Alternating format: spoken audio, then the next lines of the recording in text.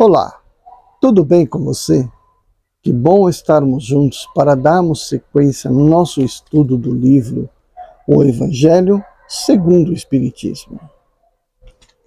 Eu sou o professor Wagner Klein, sou professor de Física, terapeuta holístico e você está no canal Sob Nova Visão.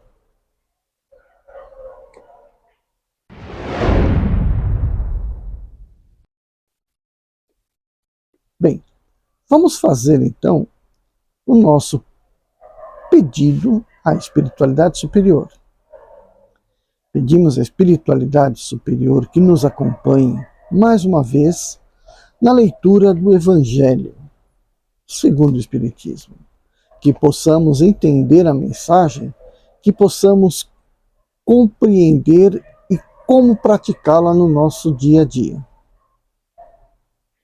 Vamos pedir pela fluidificação das nossas águas, para que esses fluidos fortaleçam o nosso organismo para o nosso dia a dia. Vamos fazer a prece do Pai Nosso.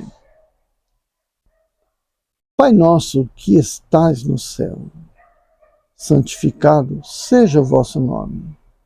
Venha a nós o vosso reino.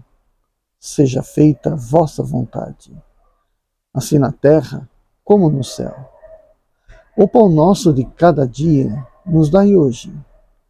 Perdoai as nossas ofensas, assim como nós perdoamos aqueles que nos têm ofendido. Não nos deixeis cair em tentação, e livrai-nos do mal. Amém. Hoje a gente vai entrar no capítulo 7. Bem-aventurados os pobres de espírito. E o item de hoje é: o que se deve entender por pobres de espírito? Eu mesmo reconheço que eu sempre entendi muito mal essa expressão, mas vamos lá. Primeiro, bem-aventurados os pobres de espírito, porque deles é o reino dos céus. Isso está em Mateus 5, versículo 3. A incredulidade se diverte com esta máxima. Bem-aventurados os pobres de espírito, como muitas outras coisas que não se compreende.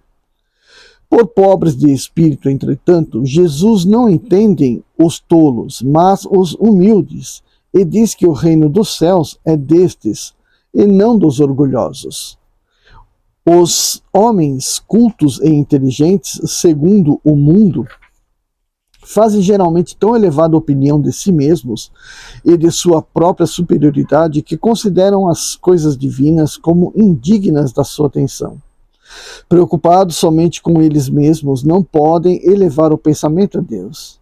Essa tendência a se acreditarem superiores a tudo leva-os muito frequentemente a negar o que, sendo-lhes superior, pudesse rebaixá-los, e a negar até mesmo a divindade.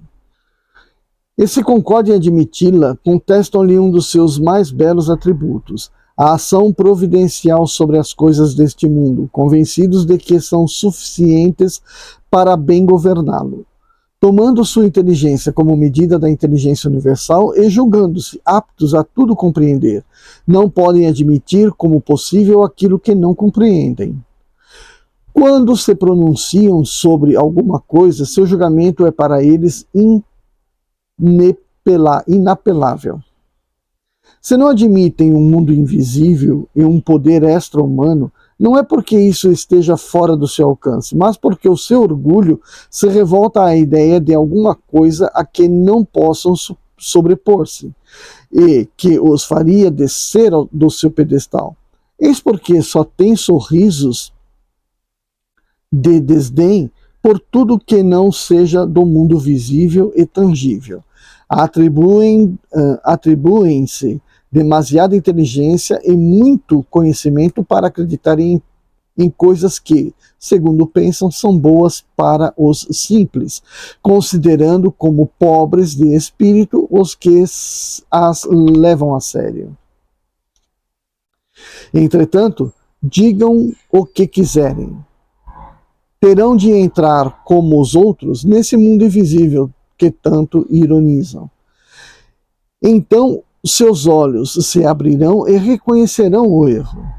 Mas Deus, que é justo, não pode receber da mesma maneira aquele que desconheceu o seu poder e aquele que humildemente se submeteu às suas leis, sem nem aquinhoá-los por igual.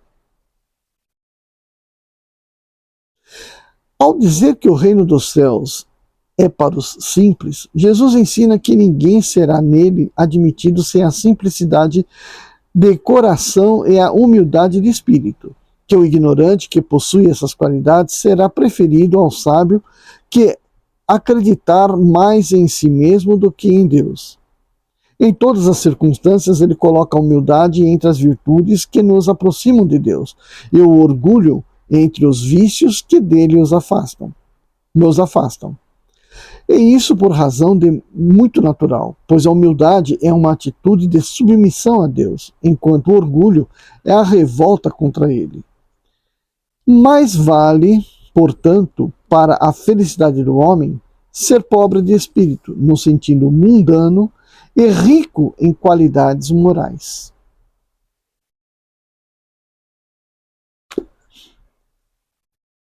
Então vamos interpretar esse comecinho, né? Eu reconheço, sempre tive dificuldade de entender essa fala, né, os pobres de espírito, porque a gente entendia que pobre de espírito é aquela pessoa que faz coisa mal, faz coisa ruim, né? Não dava para entender essa ideia de pobre de espírito como sendo uma pessoa que tivesse um espírito humilde, né? Que fosse aquela pessoa, porque essa era a interpretação na época, né? Essa era a interpretação anteriormente. Então, a pessoa que era pobre de espírito era aquela que poderia, então, aceitar a ideia de Deus e, portanto, da divindade, da submissão do poder de Deus, e que nobre de espírito era aquele que não aceitasse isso. Então, hoje a gente tem a visão contrária, né? Mas na visão anterior era justamente, né, essa daí. Então, o nobre de espírito era aquela pessoa que se sentia orgulhoso, poderoso, acima de todos, né? E, portanto, tudo que era de uma origem espiritual, né, não material, era coisa de ignorante, era coisa de pessoas que não tinham cultura. Então, portanto, era relegado às pessoas que eram pobres de espírito. Então, essa era a visão anterior. Bom, então, durante a minha formação, né, durante a minha formação, a minha visão sempre foi, né, da nossa família sempre foi contrária, né, porque o nobre de espírito é aquele que reconhece a divindade espiritual, né, e pobre de espírito é aquela pessoa que só faz coisa errada, que só quer, deseja mal, né. Por isso que não tem, né, porque a gente fala assim, você tem que ter presença de espírito, força de espírito, né, e não um espírito culpado, né. Então a nossa interpretação já era justamente ao contrário nesse ponto. Mas, indiferente da interpretação que se tinha, ou que se possa ter ainda hoje, o que está se dizendo é o seguinte, é a exaltação do humilde. Aquele que tem humildade em reconhecer a soberania, né, de Deus, a soberania numa escala hierárquica dos anjos, que é conquistada pelo seu trabalho como ser vivo, é que realmente vale lá na erraticidade.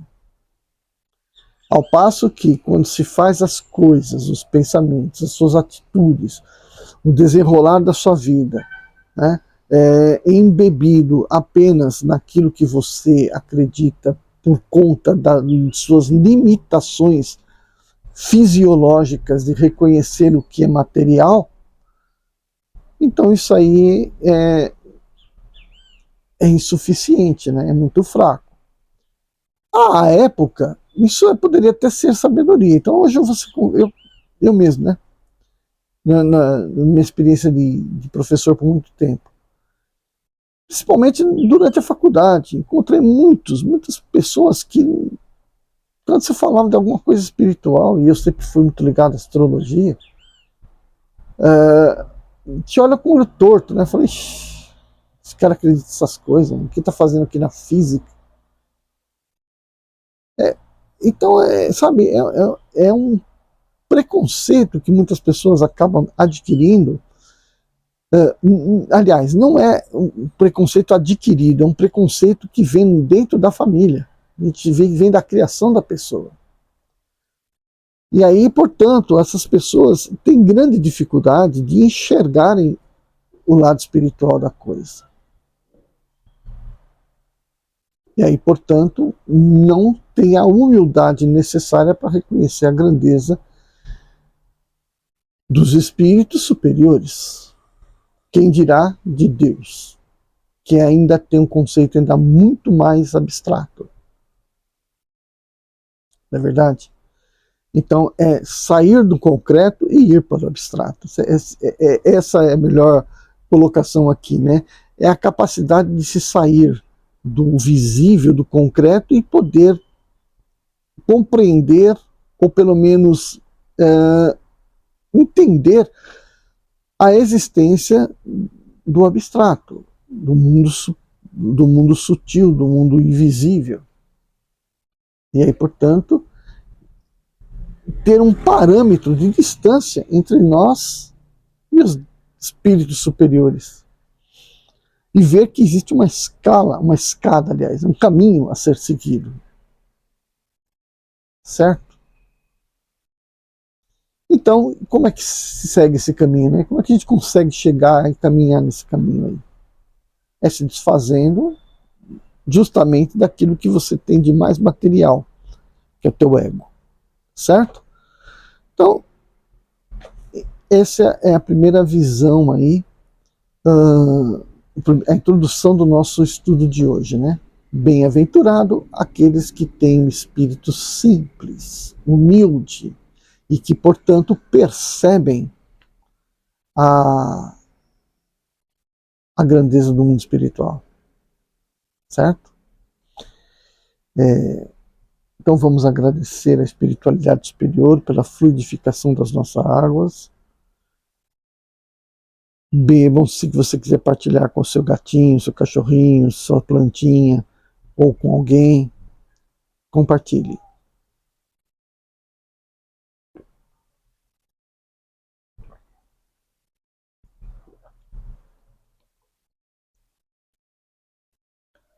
Vamos agradecer então este momento, que foi um momento bastante útil para nós, que nós pudemos ler e entender, compreender a mensagem deixada. Bom, peço que você se inscreva no canal. Peço a você que deixe seu like. E peço a você que esteja comigo no nosso próximo domingo. Tchau, tchau.